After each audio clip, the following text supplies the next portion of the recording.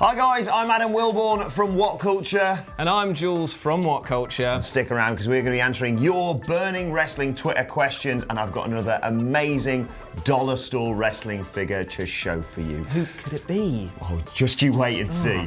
But before we get into all that, a former WWE champion has been teasing a return to the ring. Yeah. Rob Van Dam tweeted just the other day that he could potentially be coming back. He hasn't wrestled in WWE since 2014. He apparently, a concussion he got in 2016 could mean he's never going to be cleared by WWE. But he was asked on Twitter recently, someone tweeted him saying, "Hey, what's Rob Van Dam up to nowadays? I haven't seen him in the mainstream." And he just tweeted back 3 words, "You will soon."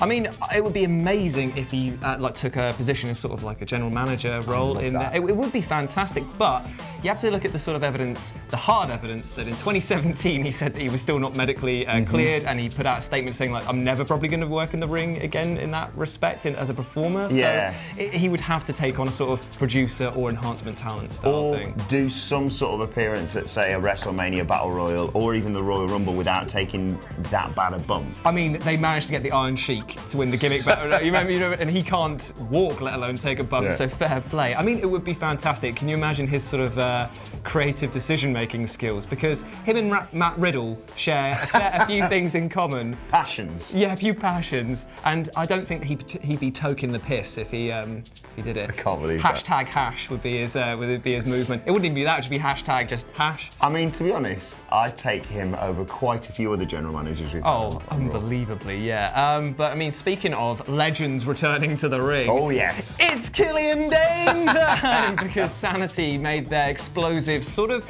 revivalist debut, I guess, because they kind of hit the scene and then they lost a lot of traction straight away by not being on TV, but they came back and they absolutely obliterated the Usos with their tag team maneuver, and I don't know if it's already got a name, but I'm calling it the Oopsie Doopsie. The Oopsie Whoopsie. They came in. Because it looks way more devastating than the name I'm giving it. They attacked both the Usos and the club, who haven't been on telly since August and as well. And they made a point of it. Yeah. They made a huge point of that. So them coming in and being like, oh, we're going to revolutionise this, and it's like, nah, Sanity's getting the rub again. I'm glad to see them back, though. I don't know whether this might relate to Nikki Cross coming up to the main roster or not. Well, from what I've read and heard rumours backstage is that she might be kept very, very separate from them, and I'm not actually saying that that's a bad idea, because if we're being honest, Sanity is a vehicle for one member and one member only. We all know who that is, and it's not, unfortunately, Killian Dane.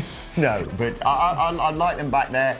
I don't think necessarily SmackDown's tag team division needs that much of a refresh, but it's great to see the club and Sanity being back in there, and we know what the stuff that the New Day and the Bar and the Usos can do. It's really exciting for them compared to Raw, which is just people pissing on stuff. Speaking of Monday Night Raw, though, it's finally happened. The first time since October they got a decent Raw rating. Yes! We have done the news story that Raw hit their lowest ever rating 5 times this year. Have you? 5 times. Because its lowest rating was 2.093, is something that right? like that. It was in the low 2 millions. And that was last week. Famously, Dave Meltzer put out that lovely thing, and I know he hates it when we quote him, but if you put it out on Twitter, mate, I'm going to use it against you, where he said that basically the WWE was heading towards WCW low ratings era without any of the competition. Yeah. So that was a nice little statement. It's almost impressive. They did really well this week, though. They did over 2.5 million viewers. They started off on like a 2.7 in the first hour because of the return of all the McMahons, of course. Whether or not they can sustain this, though, going forward is questionable. All I'm saying is, and I will be further exploring this in the insane things happening in wrestling this week, maybe if you're instigating an era of change, maybe you shouldn't do that before your official banter show of the year and film that directly after that episode, meaning that any sort of changes and stuff that you were talking about aren't going to take effect because you've already pre-filmed the thing. Just saying, that's just my opinion. Merry Christmas, everyone. Yeah. But there was one bit of other good news, wasn't there? Which is that Mustafa Ali has now been moved from 205 Live and is joining the SmackDown Live main roster. Now, I am so happy to see that because he was an underutilized and very underrated star on the 205 brand. Now, to see him team with AJ Styles and beat Andrade and also and the WWE champion getting the pin on Daniel Bryan was actually pretty great. That is a good rub to have in a move. Yeah, it's exciting to see what they do with him. Yeah, because on 205 Live, you know, he's done a lot of stuff and he's been in a lot of title matches when you've seen him at pay-per-views. But after that, it's kind of what do you do with him? There's not really that eyes on the 205 Live product. He's clearly talented. Great look as well. Looks with amazing. that sort of Mortal Kombat LED face mask. It's fantastic. When he debuted on SmackDown last week, apparently there was clips and stuff on WWE's Instagram of people congratulating him backstage. He impressed a lot of people. He deserves this call-up.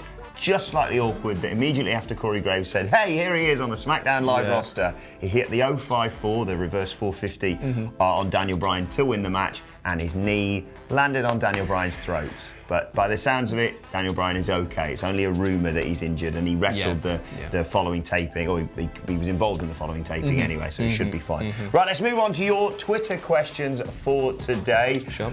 We always get a good one from Mark Gallagher, so I'm going to save that till the end. We'll start off with Danette Mathis, who says, do you agree that in kayfabe, Stephanie McMahon should be fired for not ever being at work and letting Corbin operate without supervision? So, working with Sidgwick on the Insane Things every week, you get a real insight into that man's hatred for that woman. So I would have to say that while I'm very happy to see that Baron Corbin got his comeuppance, even though technically he's the scapegoat in the entire situation, because it is the McMahons that put them into this situation. Stephanie should never have had a job in the first place. No. Like, she's the $1 billion princess. She calls herself self-made. She's about as sustainable as an iron lung. You know what I mean? Like, I hate her. And you're exactly right. It does work in kayfabe that she should get fired. She's a shambles of a commissioner. But you're missing a key point, and that is Stephanie McMahon never, ever gets any comeuppance. She gets bumped through a table at WrestleMania if you're lucky. That was it, yeah. That's your moment for months of slapping people and burying main roster talent. Yeah. Let's move on before I make myself any more sad. Tyler Bridges has tweeted saying, after Vince supposedly was mad at the Intercontinental title match at TLC, do you think this feud gets cut short, and do you think Seth is still in the running to take on Brock at WrestleMania 35? I pray to God that they cut this feud short, because it was no Tyler Breeze of a feud, I will tell you that much, because how do you have it where you wrestle a man who you're not in a feud with and you have a better match with him than you do against somebody you've got a blood feud with? A good example was, you guys were talking yesterday, how do you start a blood feud match? You don't start with a lockup. That's indicative of the problem with that entire storyline. They don't hate each other and they're not conveying it well on camera. I was really, really disappointed. We were doing the stream for TLC and sort of realised halfway through we weren't really watching the match. And this is Seth Rollins versus Dean Ambrose. It should be a money match, Absolutely, and I think Adam Cleary said to me the other day, like, you'd almost rather that they just had the match thrown out and there wasn't really a match at TLC, just to build it a little bit more. I can see them very easily giving up on this feud, maybe even trying to wrap it up at the Rumble and start some sort of new program. Whether Seth going forward. Yeah, Seth versus Brock. I mean, that's one theory that's been posited, that what Trips wants to do with the Universal Championship is keep it on Brock until Mania and then have Seth beat him. I don't see that happening. I don't think Brock's going to be at Mania. I think he's going to be doing his UFC stuff, and they're probably not going to risk booking him into anything major. But I think Seth should still have a big money match, because we know on the big stage you can turn it on, just not with Dean, maybe. Yeah, totally agree with that. Totally agree. Right, let's move on to Mark Gallagher's question, because they're always rather entertaining, these. Who's ready for Asuka? Who's next for the Crow? Who's the next challenger to try and pull? Who's ready for Asuka? Where's the title go from here? Someone to pose a threat for a feud we really care about. He does this every day. Fair play to him. I know he said in a hat a while back. He's a nice guy. He's a good boy. So who is ready for Asuka? Who would you like to see her face next? If I'm gonna really get into the mindset of the era of change, I want to see Nikki Cross go straight in there, like, just because of the fact that I feel like that would put her right into a title position that she didn't really get when she was in NXT. A lot of people would say that she's not deserving, but they don't maybe understand how much of a pedigree she's had on the independent scene. She is well versed. She is able to carry a promo, as long as she maybe dials back the insanity from NXT, because that was a bit too cringy, but it could be quite. I like that. I think she's we haven't had someone who's just had such an impactful debut. They come in and within the first month, let's say, they just kind of considered that they hit a sort of hard reset around January. And yeah, I could easily see her coming in, maybe having some sort of battle royale or something to decide who faces Asuka next. She comes in, wins the whole thing. It'd be amazing. I mean, the thing is that she does not have to win. I mean, she's maybe not ready to hold the championship, but it would be great to have her put into that main card to make people aware of what she can do. And you could have the whole Asuka's hard-hitting style and Nikki Cross just being crazy thing. Regardless, I think we both agree it shouldn't be Charlotte Flair and it shouldn't be Becky Lynch. Because they're fine where they are. Keep them as far away from that. They're going to be in the Rumble match and Becky should win it, as we all agree. So looking around, I was going to say Naomi until, Naomi had a title match this week. Yeah, so very true. They've kind of thrown that one away. I think the Rumble, with most of the major titles, you kind of need to have a one-and-done feud. So I'd suggest someone like a Sonya Deville. You build up a little bit that maybe she's got Mandy Rose in her corner. But I think it doesn't really matter who Asuka faces at the Rumble.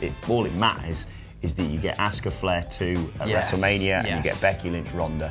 Make it happen, WWE. Right, let's move on to our and finally for today. And after the success of yesterday's Dollar Store action figure, I've got another one for you. Okay. I think you'll be able to guess this one. Oh, I hate the pressure now. But get it right. Okay. I just want to show you what they think this wrestler looks like and what kids want to see. Phil's going to pop it on screen for you guys at home. Who is that, Jules? Right. Okay. Right. Now, anyone with a shovel chin that big has got to be good at burying people, so I'm going to go with Triple H. You are correct. He does look like the guy out of, I think it's Rocky someone, the guy from The Mask, the guy with the big head. I don't know who that's meant to be as you zoom in. God, he looks like he's got a really bad sort of disfigurement, doesn't he? He's not a well man. What's happened to his eyebrows? What is good? Yeah, has he got any? He hasn't got any eyebrows. No wonder he doesn't look happy. He's also got a 5 head. It's disgusting. It's really bad. The more I'm looking at it, it's one of those ones where you could flip it upside down and it'd be the same image. God, that's awful. That's awful. Well, send us your Dollar Store action figures on Twitter. You can send us more Twitter questions for tomorrow at WhatCulture WWE and let us know your thoughts on whatever that was, and all of our news today in the comment section below. And don't forget to like, share, and subscribe. And check out our new wrestling podcast by searching for What Culture Wrestling on either iTunes or Spotify. My thanks to Jules. Thank you for watching, and we will see you soon. Bye.